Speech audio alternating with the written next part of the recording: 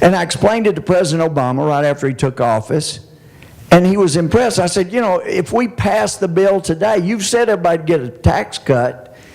If we pass the bill today, it would be, and you signed it, it'd be in their checks tomorrow. It would jumpstart the economy.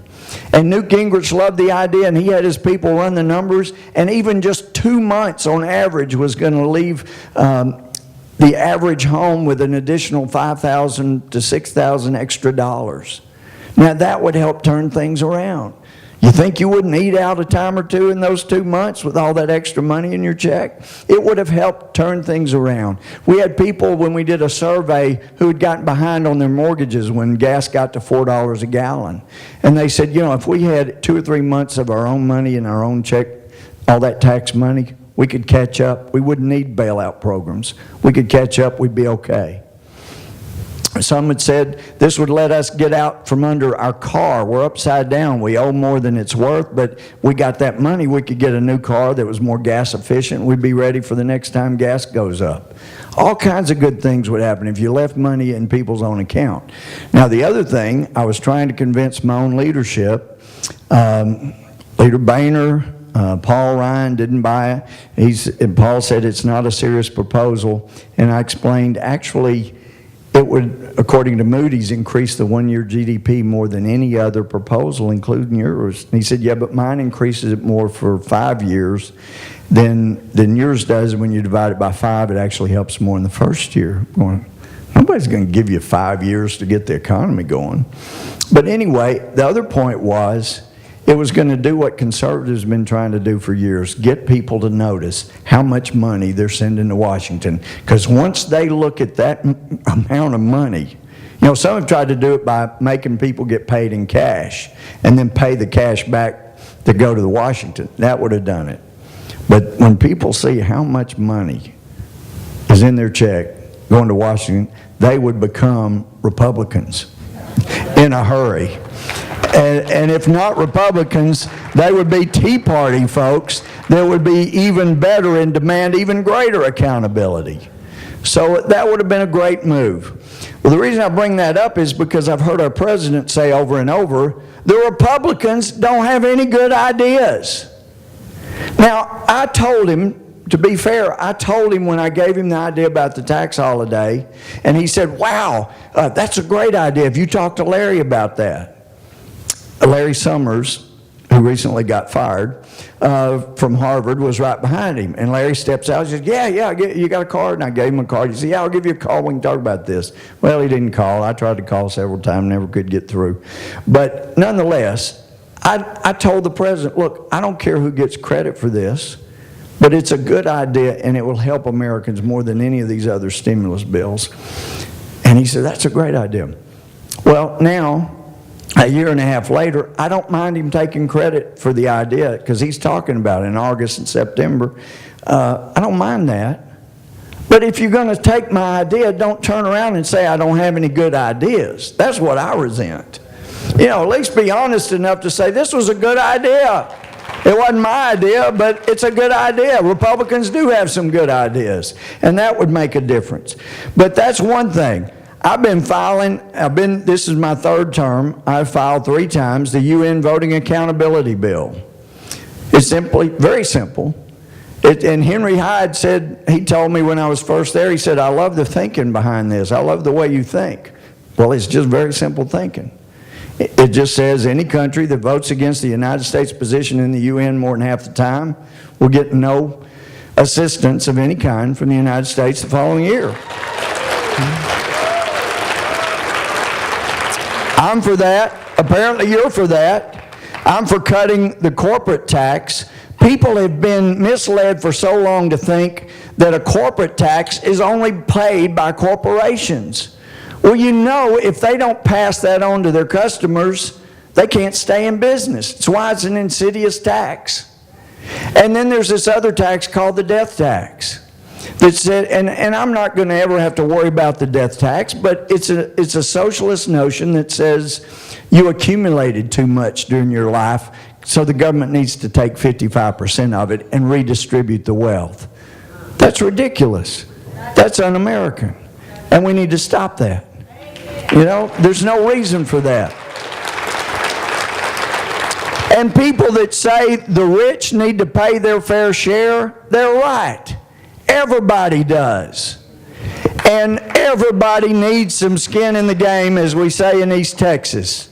And if everybody, I don't care how poor you are, if you have even 50 cents in the game, and you're putting something in, instead of getting a bunch more back than you put in, if you've got something in, then it's something you've got invested, and a vested interest in the government instead of a vested interest in taking more out of it.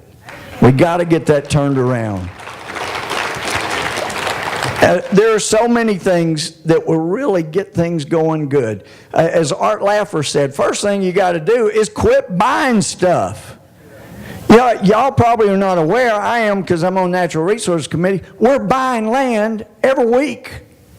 You know, the reason the Park Service is in such bad shape is they're about $10 billion behind in upkeep, is because we're spending $400 billion last year and this year buying new land for new parks that we'll never be able to use. It just puts land off limits, and the wackos love it because it's more and more land we can never use any of the minerals from.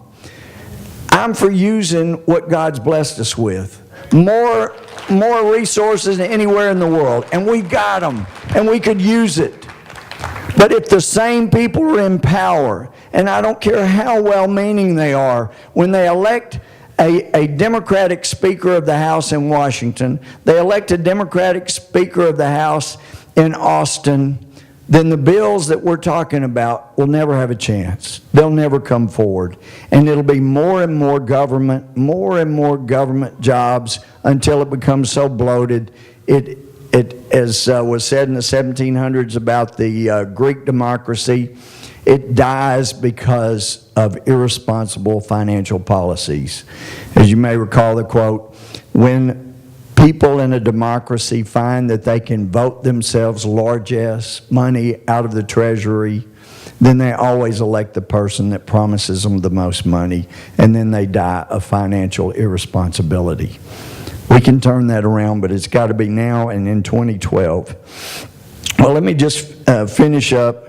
I've got an article I was told was going to be published in Human Events in the next week, but it is important that you understand how important it is not just to do what you're doing. You're out here, you're doing your part, you're getting the ammunition that you need, but you've got to use that to feed others around you that think like you do. That's right. You've got to leave here and go energize other people to get out and vote, and to get the people to help good people that have been willing to step up and say, I'm willing to be your servant if you'll hire me on hiring day.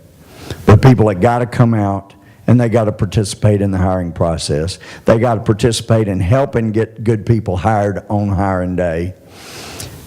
That's us. That's all of us.